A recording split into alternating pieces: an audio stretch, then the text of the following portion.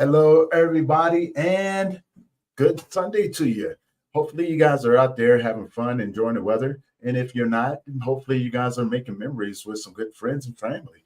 And now, with that being said, I want to welcome you to another episode of the Grief Let's Talk About It podcast. I am Tony Lynch. I am the host of this beautiful podcast. And today, I have an amazing guest for you guys. She is the example of strength when I tell you that. Now, before we get started, I would like to say if it's your first time tuning in, and if you haven't already, go over to their YouTube channel, hit that subscribe button, hit that bell notification so you'll be notified every time that we drop a new episode.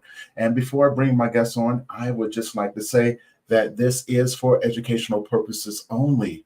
And with that being said, please help welcome my next guest, Miss Alma Thomas. Alma, how you doing today? I'm doing fine. How are you? I am doing well. Welcome to the show. Thank you for having me. Of course. Thank you for being on. And, before we get started, tell people who you are, where you're from, and about the work that you do. My name is Minister Thomas, and I'm a author, a motivational speaker, and I coach people through grief by journaling. Um, my desire is to inspire and empower people to fulfill their purpose in life. Now, that is truly, truly amazing. And you practice what you preach because, we talked, and like I said, you inspired me because you're speaking from your bed. Yes. So before we get into it, tell people why you're coming from your bed today. I'm speaking from my bed because on April 23rd, 2021, I suffered a massive stroke that left my right side compromised. Wow. And again, when I say that she is the example of strength, I mean, wow, man, that is truly, truly inspiring. Now, let's get into your story. Who were you before your life changed, and what made you decide to get into this work? Well, I've been through a lot of challenging chapters in my life, beginning in February 13th, 2009, when my son passed away. And that was a very dark period in my life.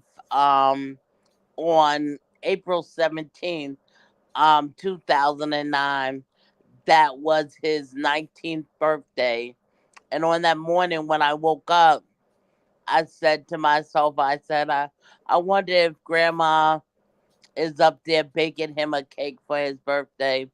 Are the angels singing happy birthday to him? And I decided to unalive myself, not because I wanted to be unalive, but because I had spent 18 of his birthdays making him feel special. And this was really a special birthday because this was his first birthday in heaven. And I poured all my high blood pressure pills into my hand, and I was about to take them. And I heard a small voice say, "If you do it, you'll never see him again." And I put the pills back, and I cried myself to sleep that day. But that was also the day when I realized that I needed help, that people was telling me, "You're so strong. I never would have been able to do that." And on the outside, I was pretending to be strong. I was hiding behind a facade, but inside I was silently dying. And um when people pass away, we say things like he's in a better place. And in my mind I was thinking, well, let your child go to the better place, and tomorrow morning when his bed is empty, when his place at breakfast is empty, you tell me if you think your child is in a better place. And then people would say, my grandfather was 98 years old and he had a heart attack and he survived. And in my mind, I was thinking, 98 old, they lived their life. Why did God choose to take my 18-year-old? But they survived, and I knew I needed help because, like I said, I'm a minister, and so I know to be absent from the body is to be present with the Lord. But when you're going through the process, my spirit was okay, but the mother in me wasn't. And I remember going to church that Sunday morning and not being able to wait for proper protocol, not wait till the sermon was preached and the altar call was called. I ran up to the altar and I said, if I'm going to make it through this thing, I need help. And in the African American community and church, mental health is considered taboo. People tell you, oh, we don't go to therapy. That's a white girl thing. It's all in your head. If you love God, you'll get through it. And um, I had to accept the fact that despite the stigma that it had, that I needed help, that therapy and um God go hand in hand. Just like it's okay for me to take care of my physical.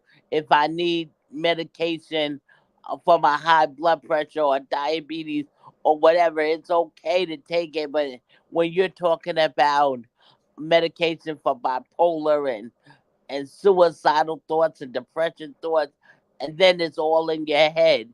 So the church and community really need to be educated that it's not either or. Either you're religious or you go see a therapist. It's okay not to be okay.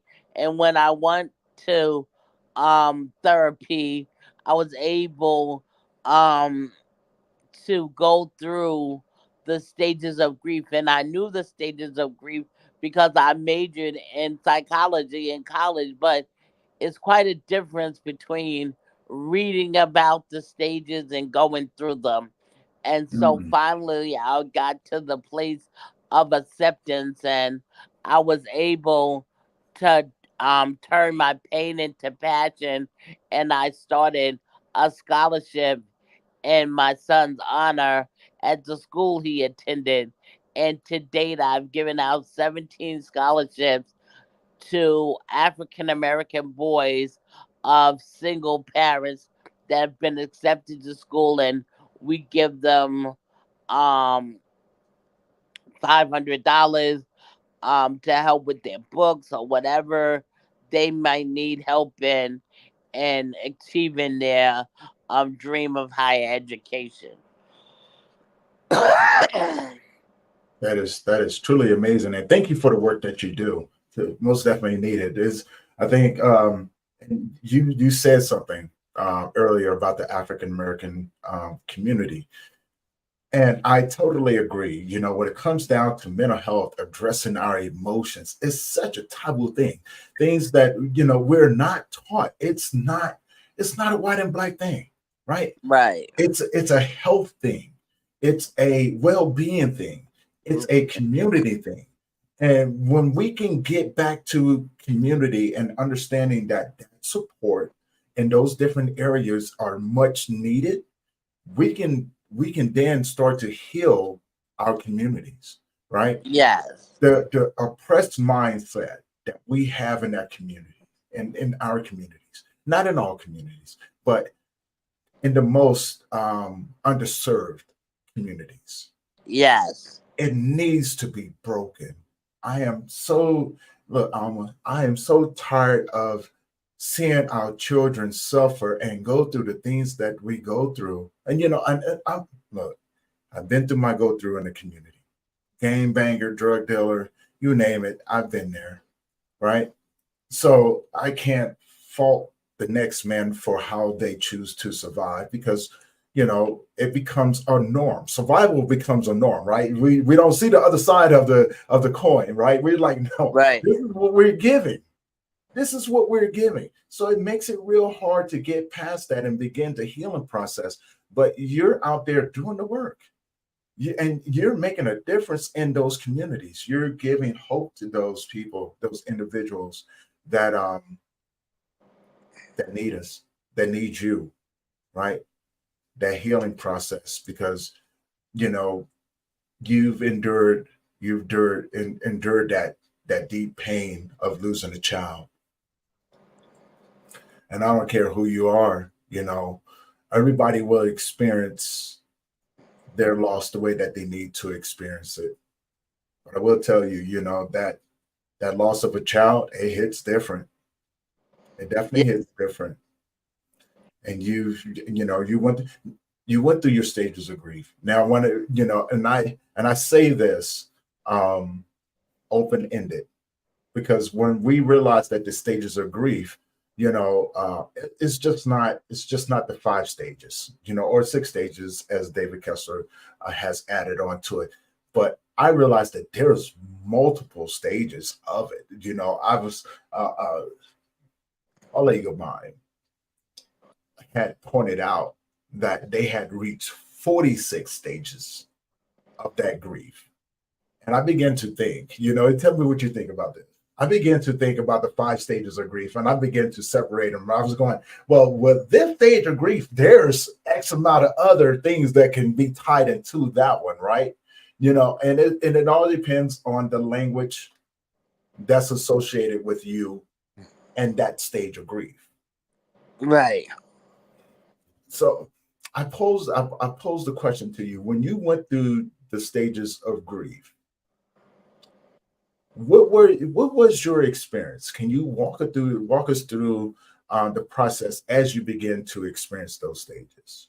Well, I definitely was in denial that this can't be happening, that it has to be a nightmare, and I need to wake up from this nightmare. And once I realized that this wasn't a nightmare, it was my reality, and I went through being depressed because a lot of people think that after the body has been lowered into the ground that your grief ends there.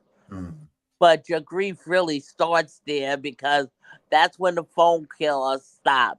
That's when the visitation stops. That's when the asking you if you're all right stops. And people tell you, if you need anything, just call me. But you're not going to call because if you really, if I needed anything, you would know that I need something. That, if the person who's going through grief has other children, you can volunteer to take them for a while, come over to the house with food because the food and everything stops. And there's still times when you're depressed and you don't want to get out of bed and, excuse me, you don't want just your daily tasks become unbearable while you're in that depressed stage. And mhm, um what I did was that before my stroke I was a Head Start teacher. So I went back to work after a week because you can't be sad around children. Um, you can't just lay in the corner of the classroom and grieve. You have to show up for them. Every day that I went to work, I showed up for them. So that was part of my healing process, is that I went back to work so soon because when you're home and you're thinking, that's the longer you stay in that depressed um stage of grief. And a lot of people get stagnated in that stage, and that's why people end up in the mental institutions or whatever, because they didn't properly go through, and there's not even a way to properly, but you can't, they didn't go make it through the stages of grief. they might have stayed in that depression stage, but I went to work, and like I said, I showed up for the kids, and finally when I got to that acceptance stage, I accepted that he was gone, and I couldn't bring him back no matter how much I prayed and wished that it was a nightmare, that he wasn't coming back. So, an acceptance, I accepted the fact that he wasn't coming back, but do I still cry on his birthday? Do I still cry on the day that he left? Yes. But now that that sadness is replaced with happy memories of him. Like that. I like that. Um, I guess my question would be, you know, what was the biggest challenge? Um, was it accepting the fact of, that no matter what we do, our children aren't coming back? That um for me was the biggest challenge. Like, you know, he's gone from this side forever. Like, I'll never be able to see him graduate. I'll never hold his a child in my hand. I'll never see him married, and he wanted to be a lawyer, and I'll never see him argue his first case. So that was the biggest part of the acceptance, was accepting what I would never see him do. Mhm. Okay. Okay. I like that. I just want to, if I could just elaborate on one of the biggest challenges that when I lost my son, because when these things happen, we individualize it, right? What I'm saying, it becomes, Right. why would you do this to me? And I was so angry with God. I just remember when it happened, because I felt that I was very obedient. I changed my ways so much. I changed my ways. I gave up everything. I was like, I'm not going to do this anymore. I'm going to focus on being a good father and becoming a better man, because I didn't know, right? The biggest challenge for me was to realize that I would, we are not exempt from this, right? Since the beginning of time, people have always lost children. And I wanted so bad to believe that I was the only one, right? Because that's what it feels like. Like, why did you single me out, right? Nobody goes through this. And almost, when I tell you, when I started surrounding myself with other men that had gone through something similar, like loss of a child, and I began to read, and then I began to relate, and I said, the biggest thing that hit me when God said to me, I gave up my only child, and you took him away from me as well. Not you personally, but humans, people took his child. That's when I realized that I wasn't exempt, that we was never exempt from this. And that to me was the harshest reality that I could ever fathom, right? Because I was like, wow, okay, so you went through it too, right? But Right. then what happened was that I began to ask the questions to my father and say, how did you go through the stages of grief? And can you teach me? And what dawned on me, that regardless, he still, our father still loved us. And I knew that right then and there, I wanted that, right? That Right. regardless of what happened, I still want to love. And I did. He taught me how to look past a lot of things and to forgive and to love. But that was the biggest challenge that I could ever endure. was that reality. So I posed that question to you, you know, how did that relate to how you begin to move forward? That no matter what title or position you hold, and because I was like the same thing, I was like, I'm your minister. I'm ministering to other young people. Like, why was my child taken?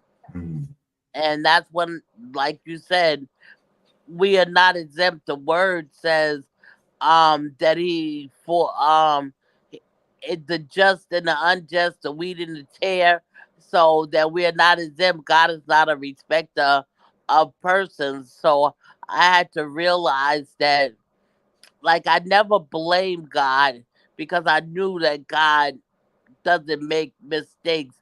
But I just was like, but why, God? But why? And God was like, the things that you poured into your son, poured into these other young people, mm, that you're in their lives, because a lot of them don't have, their parents don't have a relationship with me, so they don't have a relationship with me. So you have to show them that despite all obstacles and challenges that you go through, that I'll never leave you, I'll never forsake you. And you have to you know um be that example that you talk about. You talk about, um you trust me, and you talk about faith, but can you still trust me when your only son, you lowered him into the ground? Can you still trust me when you suffer apartment fire and your apartment doesn't burn, but you find yourself homeless anyway because the whole block of apartments were condemned? Can you still trust me?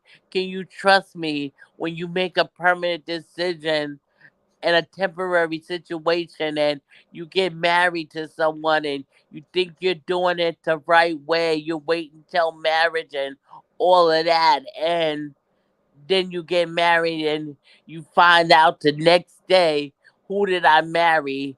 This man is not who he said he was. I found out he was a substance abuser.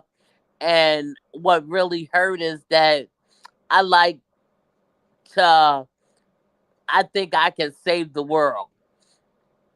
And I couldn't save him because he was in denial that he even had a problem.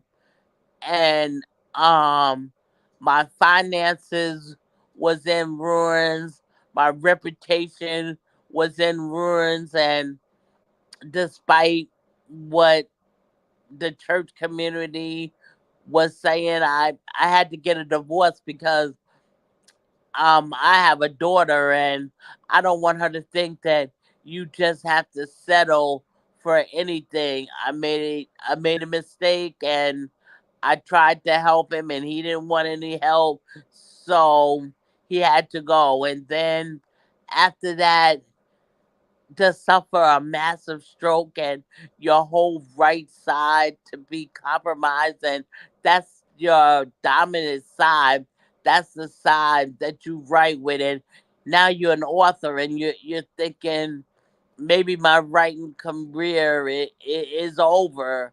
And you decide that you can't put your purpose on pause, that the cemeteries are full of unfulfilled potentials and failed visions and dreams. And you decide that despite despite what I've been through, despite the challenges that I went through, that I can soar above them all. And like I told you in the beginning, that I'm an author, and before the stroke, I penned 2 solo books and a number of anthologies. But I want you to know that after the stroke, after laying in this hospital bed, after being in rehab for 2 years, I penned 3 other books with my left finger on this telephone. I typed 3 books because I would not let my circumstances kill my dreams. Mm, So, whatever challenges that you've been through in life, the rejection, the failure, whatever God given dream that He placed in your belly, if you want to go back to school, take 1 class. If you want to start that business, get an EIN number. If you want to write a book, write that first chapter. Don't let life knock you down and you stay down, because I compare my life to that carnival, that clown at the carnival. You know that clown that you throw the ball at really hard and it goes all the way down, and just before you're ready to declare you got that giant teddy bear, that joker jumps back up again. Well, mm, the devil has thrown some hard curveballs at me. He knocked me down almost to the ground, but just before he's able to claim victory, I bounce back up again. Because you see, they put something in that cloud that makes it bounce back. Well, God has placed something in me that every time I'm knocked down, I bounce back up again. I call it the bounce back spirit, and it's not unique to me. So whatever challenges you face, I know people go through things. I know there's some dark days, but don't give up on your life. I had a choice. I could be better or I could be bitter. I chose to be better, to live my best life, because on April 23rd, 2021, I had everything I planned to do on April 24th. I'll do this tomorrow. I'll do this tomorrow. And what I realized that day is that tomorrow is not promised to you. Whatever you have in your belly to do it today, because tomorrow is not promised. When the doctors called my family and told them that I had a 1% chance of living and a 99% chance of dying. And after I made it through that, and most people that have a stroke as massive as I did, their cognitive skills are affected, their language skills are affected. My cognitive skills were never affected. My language skills was the first to come back, so I can declare glory. The reason why I come on these podcasts, laying in my bed, and sometimes, social media is not nice, and they're like, mm. why are you there laying in your bed? Why don't you just heal? Why are you talking to people? Because why are you with your 2 arms and your 2 legs sitting on your dreams? Why are you trying to put out my light? Because your light is dim. You're not doing what you was supposed to do in life. So yeah, that's why I show up to inspire people that despite all challenges, all the things that I've been through, I refuse to give up on my dreams.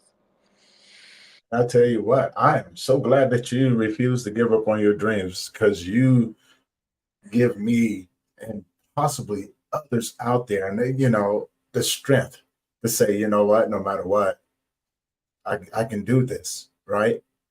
And such a huge inspiration you are. Such a huge, like I said in the beginning, if you guys are wondering, Alma is speaking from her bed. She suffered a major stroke, which left her right side compromised, and yet she is still out here doing the work. And like, if that doesn't inspire you to go out here and chase your dreams, I don't know what else will, right? You know what I'm saying? Because that not only does it makes my emotions very, very heightened, but it makes my heart smile to be able to talk to someone with such strength, because I would share this with you. I lost my mother to a major stroke, lost her, stroke took her, and I was there when she passed away. So was my sister. And I would tell you, I would give anything for my mother to be here today. And but I'm glad that I had the time with her to be able to spend and learn so much and get to experience everything that she was, right? And to see you to and in in your glory and everything that you do, that does my heart good. Now you said something. You said something. Now I'm not gonna let you go past this one now. Okay. You spoke of how you became homeless after the apartment building that you was in caught fire, and you had to you pretty much had to move out. They condemned the block that you were on. Yes. How does what I mean, walk us through that experience, right? Because I've been homeless before, but you was homeless by no fault of your own. Right. And it was like, once again, I was in a nightmare. I was like, okay, let me wake up. Because on that night, I went to bed, and all of a sudden, I heard someone banging on my door. And I typically don't answer my door at night because I'm not expected. But then they were banging and yelling fire, and I got up, and all I could see was the flames. And then the Red Cross came, and they give you a few dollars to hold you over for 2 nights. And when I went through the social service system, and that was humiliating and embarrassing because they knew the situation that we were in, because Mhm. there were like 20 families down there that they were expecting us.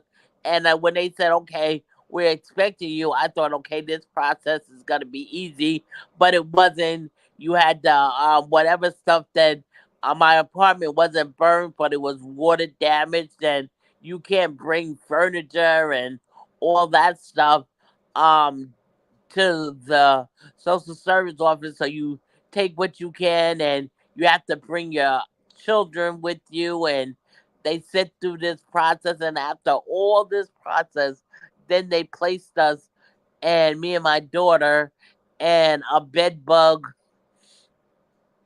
hotel, and we can only stay there. I could only stay there for an hour. So I called my sister, and she came and picked me up.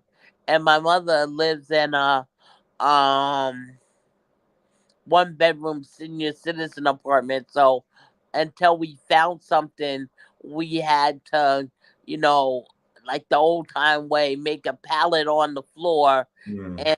and stay there until we were able to find uh a apartment. And we still wasn't able to find. My daughter went from having her own room to having to share a room with me at 13 years old, because we could only find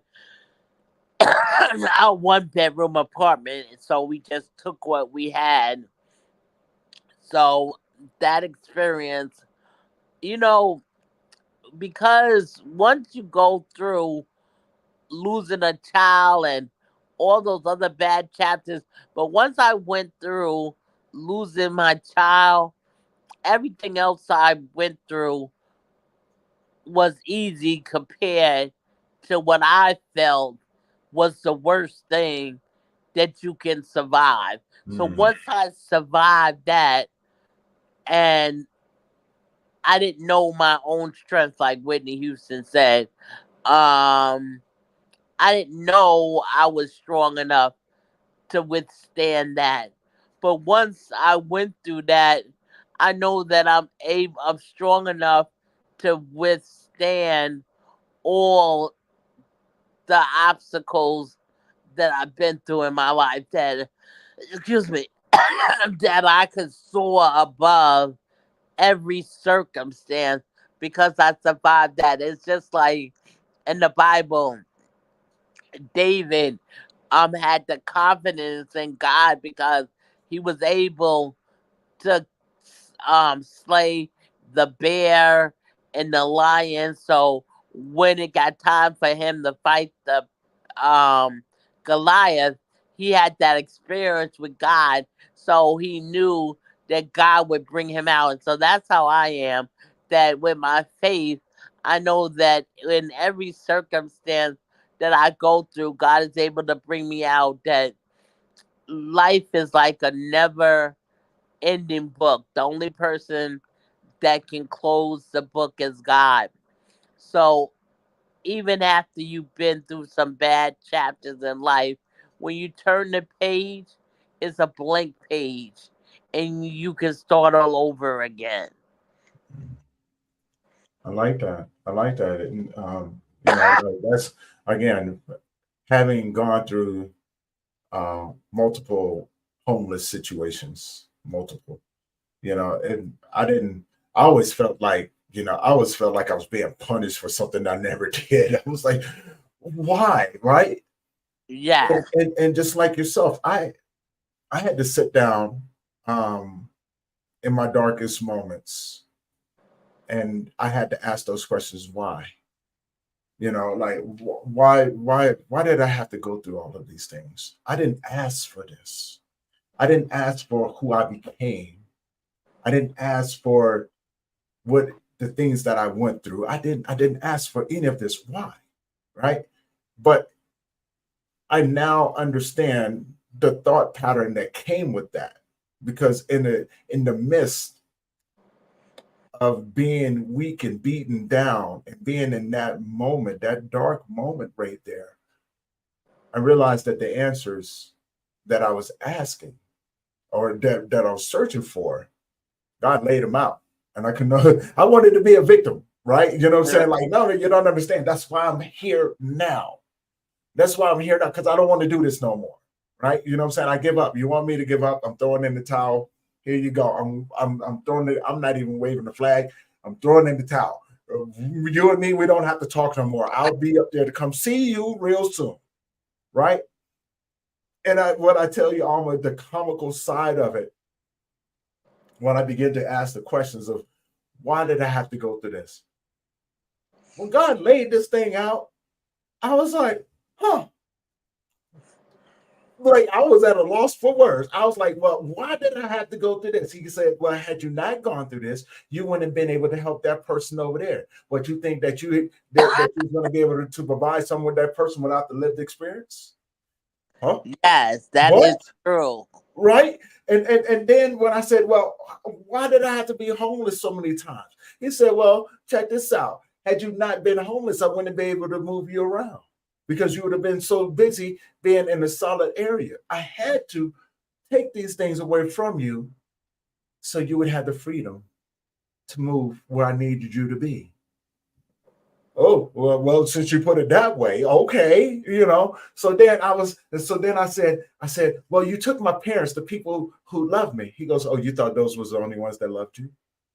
That time which you was already up, they taught you what you needed to know to be in a world without them. So, okay, well, since you put it that way, well, why'd you take my younger brother? He goes, oh, well, you thought he was yours. He was mine before he was yours. I said, okay, now I got one for you. Why'd you take my son? He goes, again, like I told you before, he was mine before he was yours. See, you mourn the flesh. You forget to celebrate the spirit. Only thing I did was bring him home. Your son taught you more in his 8 years than you could ever learn in your whole lifetime. Let's think about the lessons that he's taught you. And Alma, when all of these things came about, I couldn't do nothing. I couldn't do nothing. I said, oh, well, since you put it that way, what am I supposed to do now? He said, I'm glad you asked. I'm glad you asked. And he began to lay out this thing. He began to teach me so much. He began to expand my knowledge. He gave me wisdom beyond anything that I can ever imagine. I'm still learning. And when I tell you that the language of grief became my language, my second language. It's an understatement. It was everything else that came along with it that I never even, I didn't see it. I didn't know grief would be my mentor the way that it was, right? To be able to speak and be able to connect and uphold and uplift other individuals through what we define as our suffering. But not only to see that, but to also welcome the blessing that came along with that. Or it's a strange thing, right? You know what I'm saying? This language Right. of grief. The suffering became our blessing. And in turn, we're able to give that to other people, right? Just Right. through the story that you share, man, and everything else. It's such a yin and yang thing when you actually um when you actually dove into it. I want to get your thoughts on that, right? That that's true because that's what God told me when I was going through my wilderness experience and when I was in the nursing home. Sidebar, if you know anyone that's in a nursing home, check on them. Even if you don't have any family that's in there, but you have time to go there, and because a lot of the older people, they don't have a voice and they don't have a family, and they don't necessarily always treat you the way with dignity that you should be treated with, because I had my voice and I had my family, and I still went through some situations in the nursing home that I never should have had to go through. But that's a sidebar. But that's when I asked God, I said, God, why? Why am I 45 minutes away from my family? Why can't my friends get here every day? And God said, I needed you to go through this wilderness experience.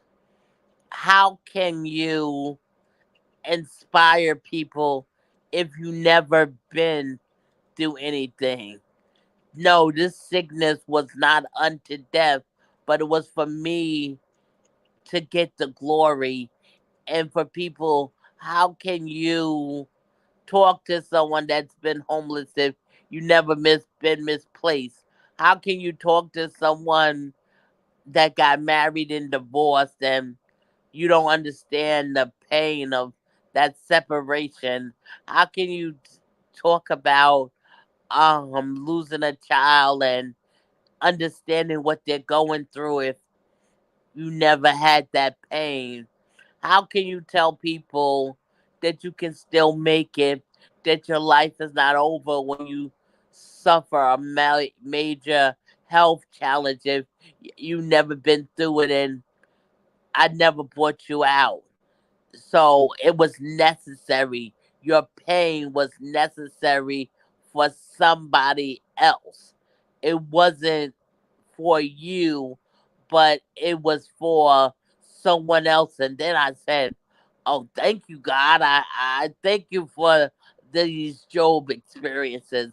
I thank you, excuse me, for the valleys, because if I had never been in the valley, I couldn't tell nobody that they can make it out of the valley. So I appreciate the things that I've gone through because God didn't take that one thing that I needed to inspire and motivate people, and that's my voice. Mm, nice, nice. I love that. Now I have to ask you, before we move on, how you feeling? I'm feeling good. Awesome, awesome. I got to make sure, because I want to. Yeah, Your well-being is important to me, and I want to always just make sure that you're okay and everything. So, if you need a break or something like that, please, by all means, just let me know. All right. yes, We got some people tuning in over here on Instagram. Thank you guys for tuning in. If you guys have any questions or comments, please put them in the comment section.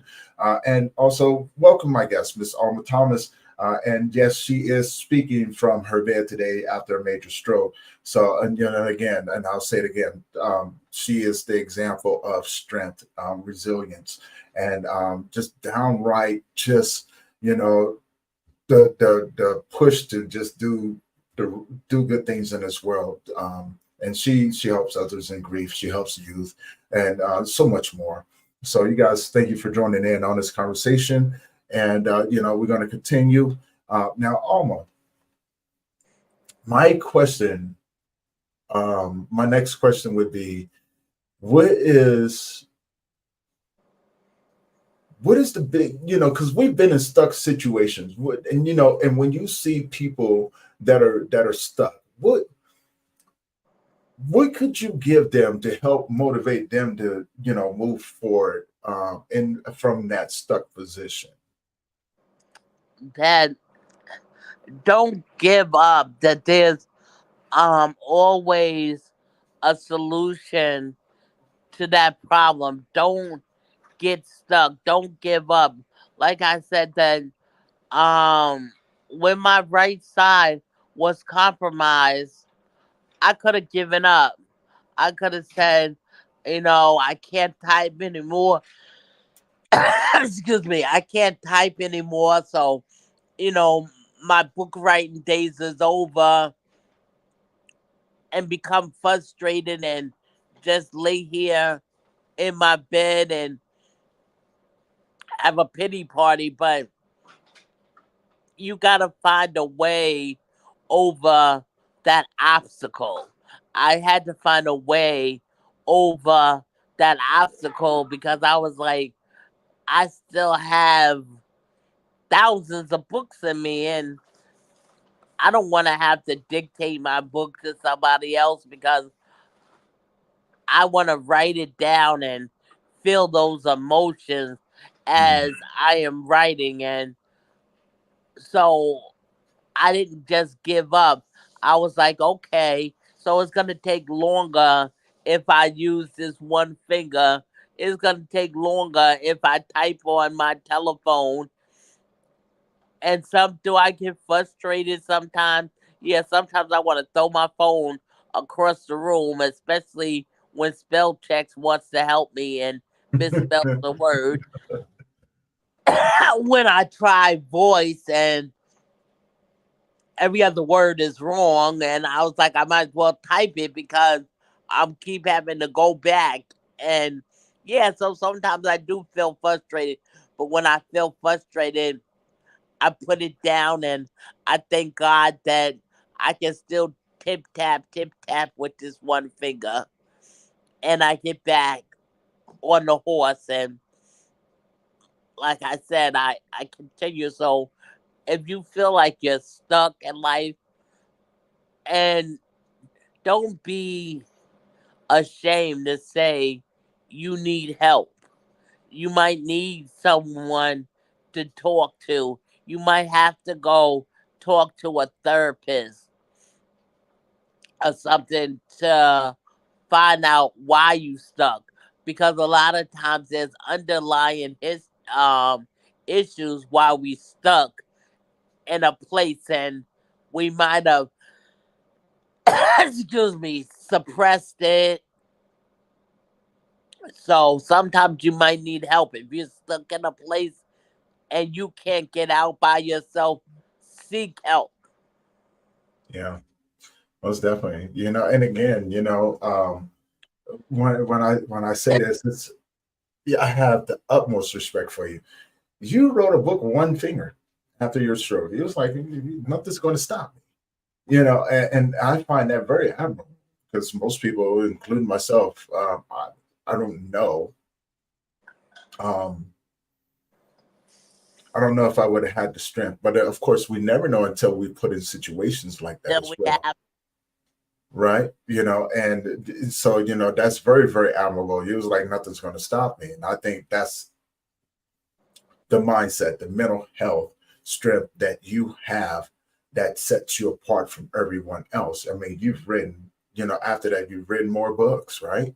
Yeah. You put them out there, and I'm just going, wow, you know, um, I want that, right? So I want to be like, I got this. I'm gonna keep going, right? And everyone else who's been tuning in, thank you guys for tuning in. You have any questions or comments, please put them in the comment section, and we'll get to them as we go. Now, I have, you did touch on something else, about a marriage, right? That you got divorced from, and Yeah.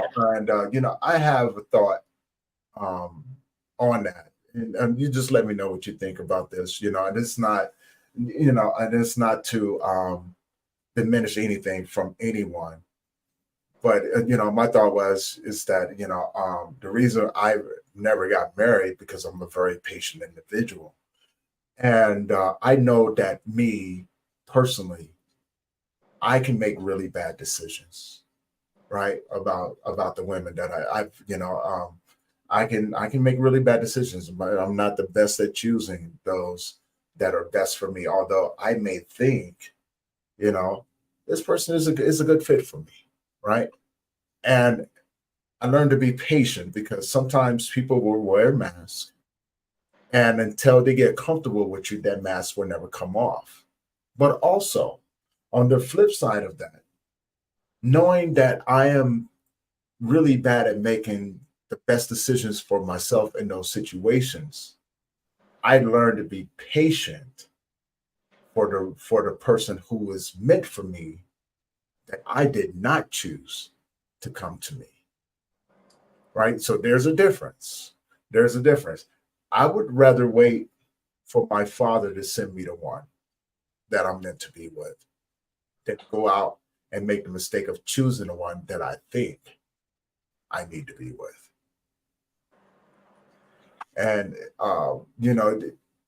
you was in a tough marriage, Yeah. and you had your daughter and things like that.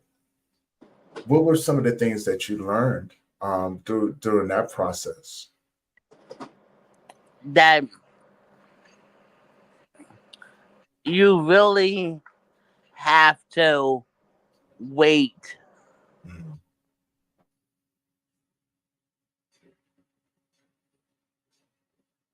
That you really have to wait on God to send you someone that is like in the Bible when God had promised Abraham a son, and Abraham and Sarah decides to help God out and send Abraham to her handmaiden, and then when she sees Hagar holding her promise, she gets mad.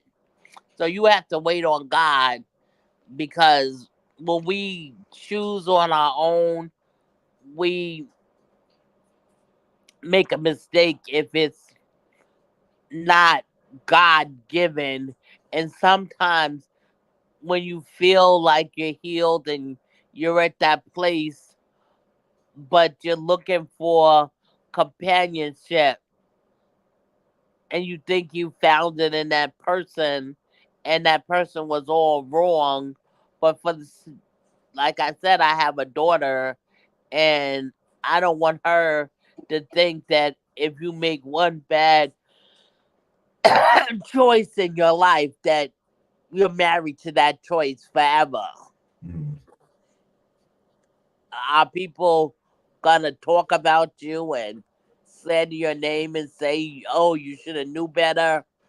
Yeah, of course, people are people, but you gotta do what's best for you.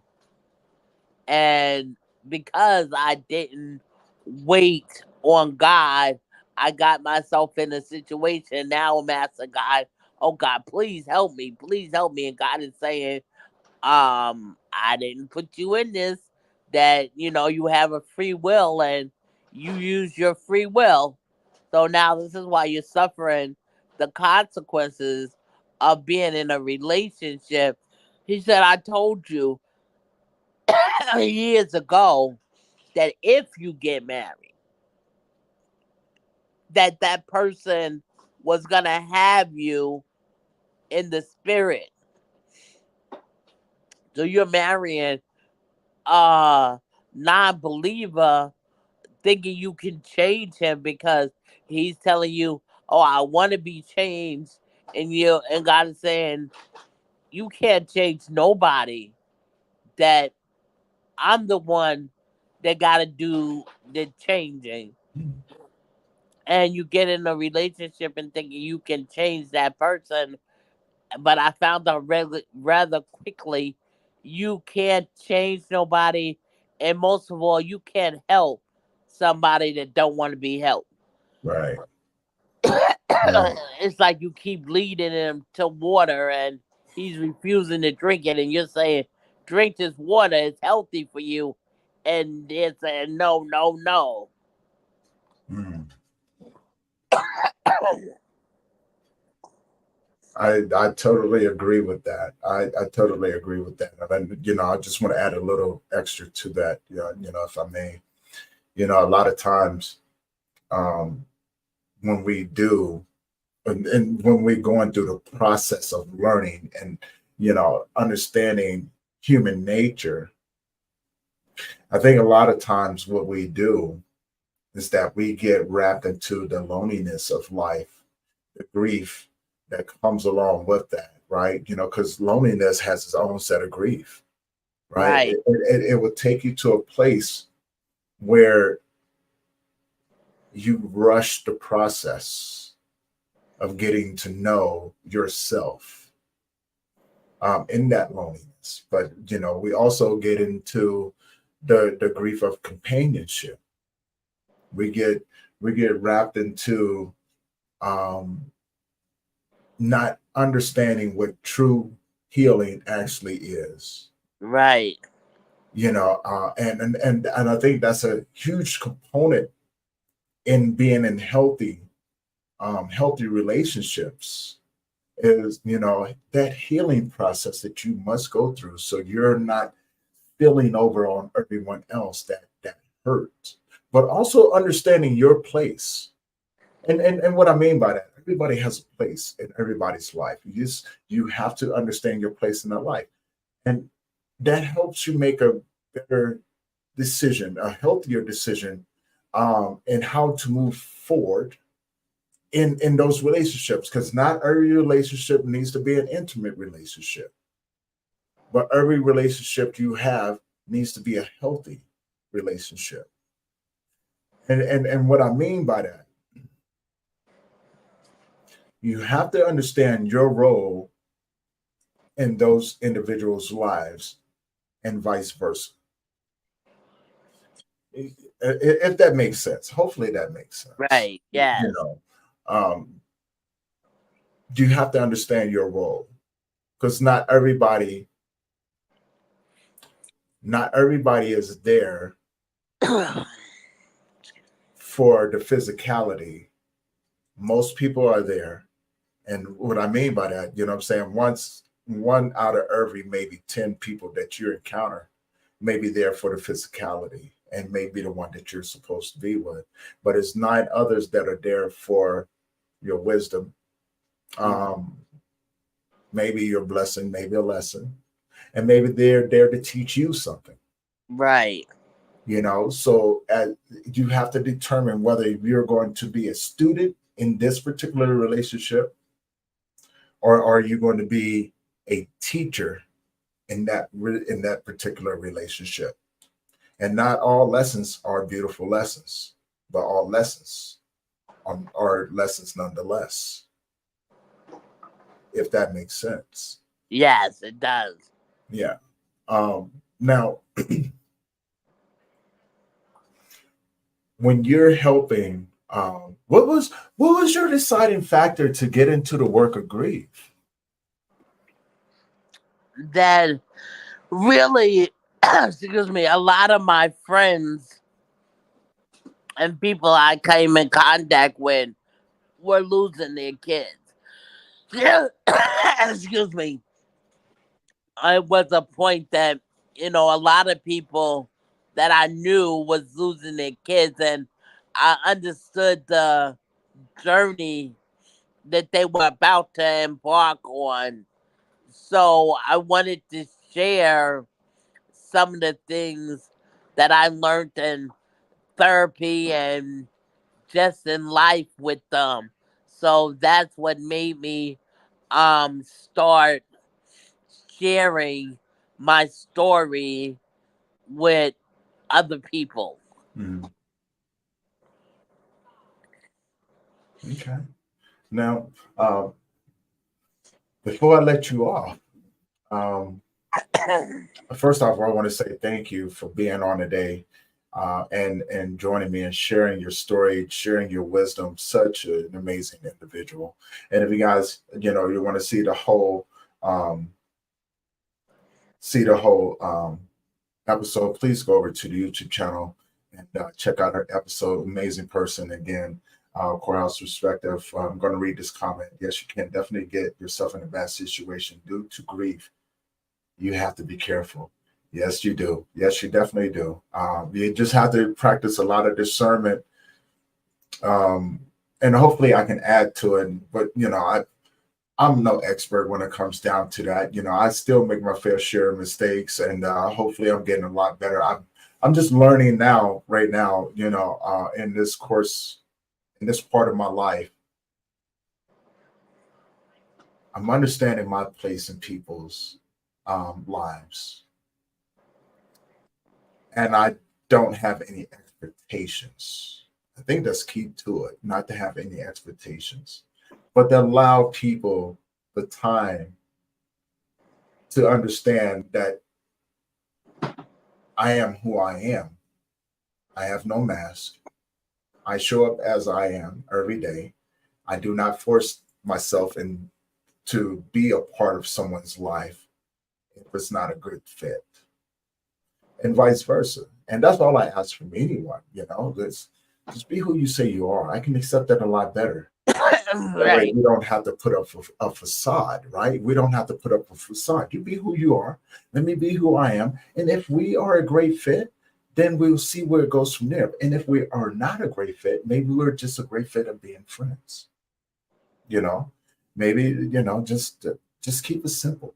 Keep it very very simple. No expectations. But with that being said, if you guys want to check out the whole episode, head over to my YouTube channel if you haven't already. Hit that subscribe button, hit that bell notification so you'll be notified every time that we drop a new episode. As you guys know, I drop episodes every day, and with some great, amazing people sharing their stories, their journeys, their work, and things like that. And today, is Alma's, and she's over here, an amazing person again. So Alma, before I let you go, I have to ask if you can leave the audience with something. What would you leave them with? Okay. Remember when we were children and you used to dare people to do things, or they used to dare you to do things, and you would do it because somebody dared you. Well, on today, I am double dog daring your audience to dream again. Mhm. Whatever dream you rocked to sleep, whatever dream you nurtured in secret, I dare you to dream again. That's powerful. That's powerful. Y'all, hopefully you guys heard that. She's double dog daring you to dream again and go after those dreams. And I accept. I accept. I'm going. I'm going. I'm gonna dream again. I've always dreamed, but I'm gonna chase my dreams that much that much more. Because I want to see my dreams come into fruition, and live the life that I'm meant to live, and do the work that I'm meant to do, you know. And I think that is a powerful, powerful thing. Now, before I let you go, tell people where they can find you.